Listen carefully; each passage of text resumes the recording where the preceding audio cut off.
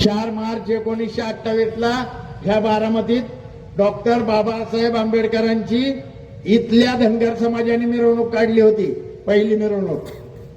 त्याला 2028 ला 100 वर्ष पूर्ण होत्यात. किती होत्यात? 100 वर्ष. त्यावेळी माझ्याकडे तो कागद आहे त्यावेळेचा.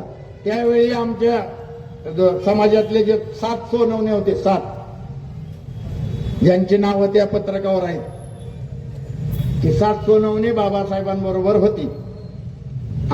परंतु धनगर समाजाने बाबासाहेबांची जगात पहिली मिरवणूक कोणी काढली? धनगर समाजाने. आणि ते 2028 ला त्याला होत्यात 100 वर्ष.